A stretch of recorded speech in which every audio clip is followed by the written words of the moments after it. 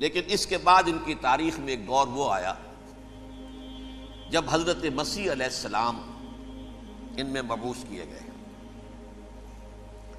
یہ 1400 سالہ تاریخ کا کلائمیکس ہے یہود کی۔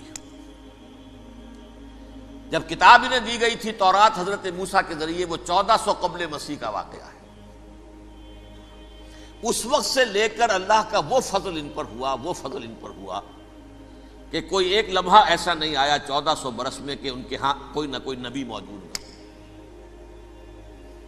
یہ تار ٹوٹا ہی نہیں، 2 سے شروع ہوا، موسیٰ ہارون علیہ السلام، اور 1400 برس کے بعد پھر آخری 2 ہیں، عیسیٰ اور یحییٰ علیہ السلام، یوں سمجھ لیجئے۔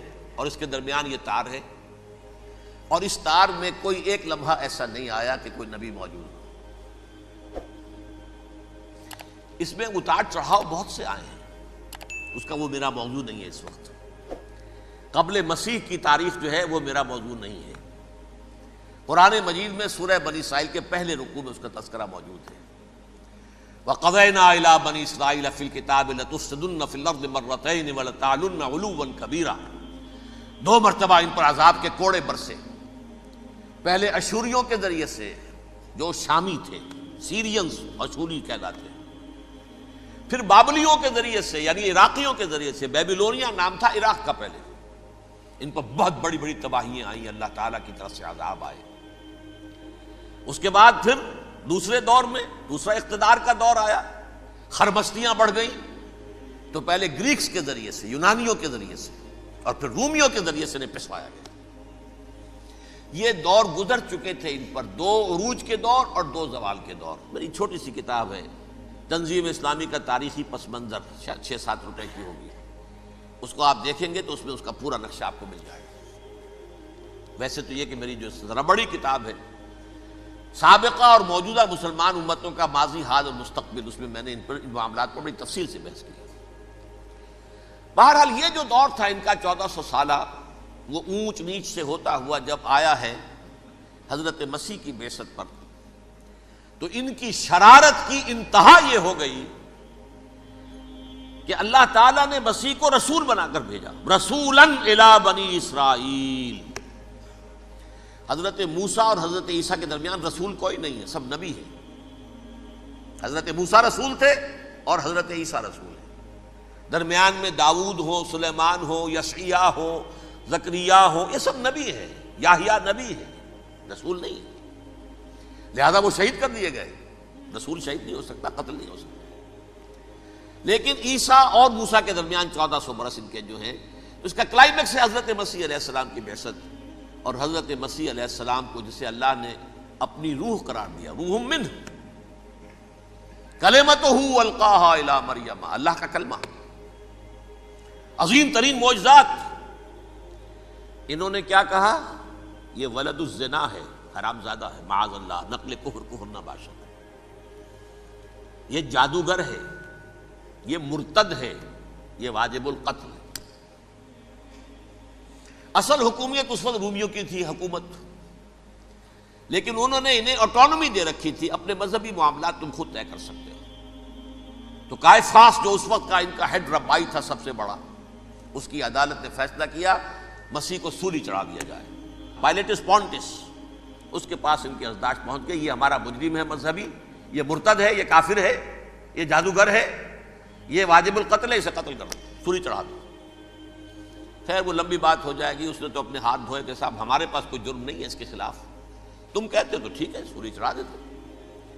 یہ دوسری بات ہے کہ اللہ نے حضرت مسیح کو اٹھا لیا آسمان پر، ان کی جگہ وہ شخص سولی چڑھا جس نے غداری کر کے گرفتار کروایا تھا، جوڈاس اسکیریوٹ، اس کی شکل اللہ نے بدل دی، حضرت مسیح کی سی، اور حضرت مسیح کو فرشتے اٹھا کے اوپر لے گئے، وہ زندہ آسمان پر اٹھا لیے گئے۔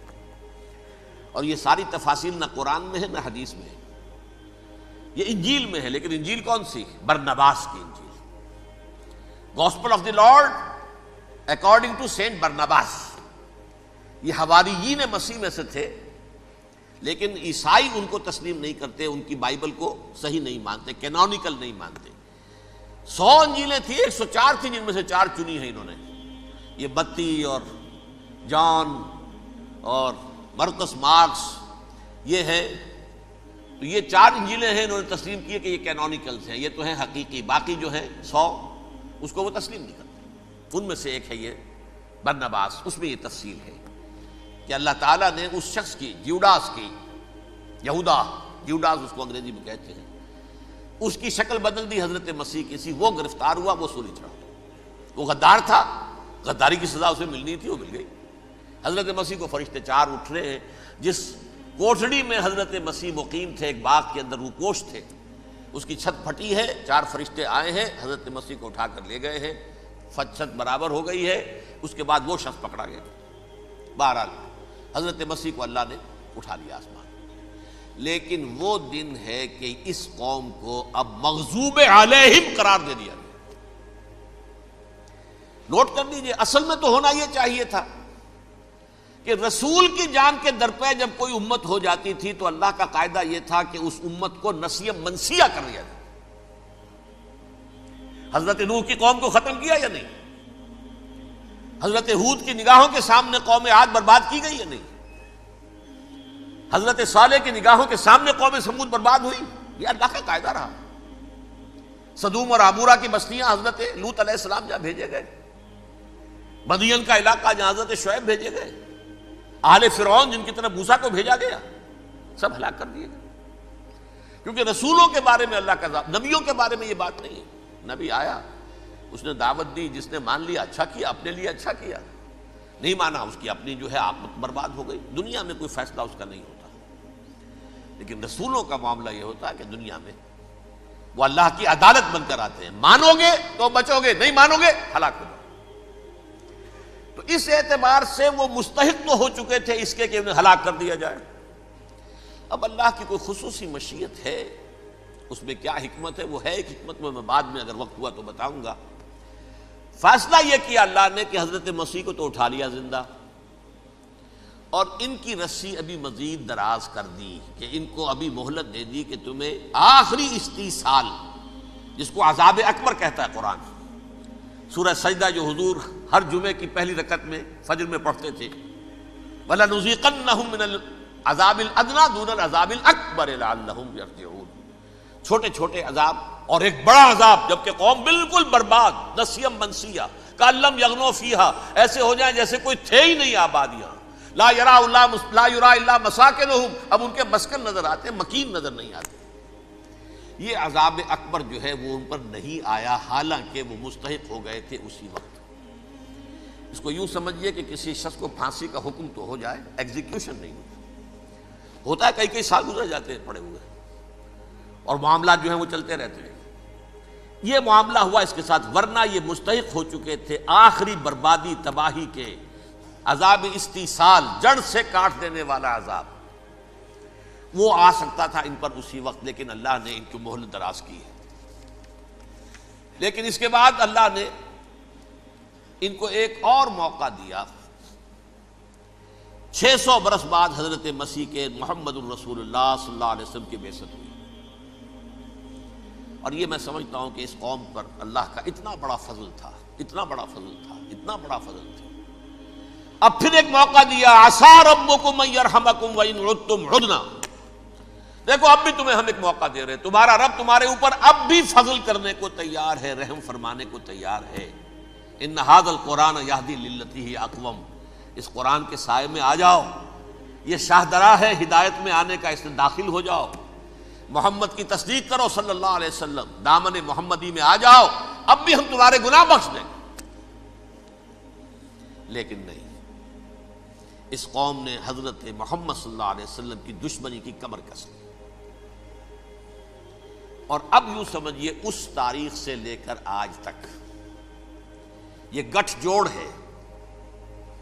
ظاہر بات ہے کہ ابلیس کا بھی اصل دشمن اب کون ہے، یا ہدف کون ہے، ٹارگٹ کون ہے؟ جنہوں نے محمد کو نہیں مانا صلی اللہ، وہ تو ہے ہی جہنمی، ان پر کوئی اور محنت کرنے کی ضرورت کیا ہے؟ سمجھ گئے میری بات؟ حضور کی بعثت کے بعد جنہیں حضور کو رد کر دیا، ان پر ایمان نہیں لائے، وہ کون ہے؟ کافر، وہ جہنمی ہے ہی ہے، لہذا اس کے اوپر کوئی محنت صرف کرنے کی ابلیس کو ضرورت نہیں، اس کا اصل ٹارگٹ امت محمد ہے صلی اللہ علیہ وسلم۔ وہ ساری نوع انسانی کی دشمنی اب آ کر مرکوز ہو گئی ہے امت محمد صلی اللہ علیہ وسلم کی دشمنی پر۔ اور اسی طرح یہود کا معاملہ، اگرچہ ویسے پوری نوع انسانی کے دشمن ہیں، انہیں حیوان سمجھتے ہیں، ان کی جان مال اپنے لیے مباح سمجھتے ہیں، جس طرح چاہیں لوٹے کھسوٹے کھائیں پیئے انہیں، لیکن اب ان کی بھی دشمنی کا سب سے بڑا مرکز امت محمد۔ کیوں؟ وہی تکبر اور حسد، وہی بیماریاں۔ انہیں تکبر یہ ہو گیا تھا کہ 2000 سال سے یہ نبوت ہماری میراث، ہماری جاگیر، بنو اسرائیل کے اندر سینکڑوں نبی آئے، 3 کتابیں اللہ نے ہمیں عطا کی، یہ کہاں سے آ گیا محمد صلی اللہ علیہ وسلم؟ معاذ اللہ ثم معاذ اللہ، یہ امیین میں سے، یہ جنٹائلز میں سے، یہ گوئنز میں سے، یہ حقیر ان پڑھ، کہاں ہم کہاں یہ نہیں تسلیم کریں گے۔ حالانکہ قرآن کہتا ہے یعرفونہ کما یعرفون ابناہم، ان کے علماء ایسے پہچانتے تھے حضور کو جیسے اپنے بیٹوں کو پہچانتے ہیں کہ یہ آخری نبی ہے، لیکن تکبر اور حسد کی آگ میں جل اٹھے۔ اب ان کے بھی دشمنی کس سے ہے؟ محمد اور امت محمد صلی اللہ علیہ وسلم۔ یہ گٹھ جوڑ ہے۔ اب دیکھیے، یہ ہے میری گفتگو کا اب تک کی گفتگو کا حاصل، یہ گٹھ جوڑ، ایک غیر مرئی دنیا، انویزیبل دنیا کا ابلیس لعین اور جنات میں سے اس کے لشکری فوج، انسانوں میں سے ویسے تو اور بھی بہت جگہ اس کے ایجنٹ ہیں، مسلمانوں میں بھی ہے، لیکن بحیثیت قوم، بحیثیت مجموعی، ایک پوری قوم، ایک پوری نسل جو ہے اس کے ساتھ گٹھ جوڑ ہے۔ ان دونوں کی گٹھ جوڑی کے ساتھ یہ دشمن دون ہیں انسانیت کے، پہلا دشمن ابلیس لعین، عزازیل لعین، اور دوسرے دشمن یہود ملعون۔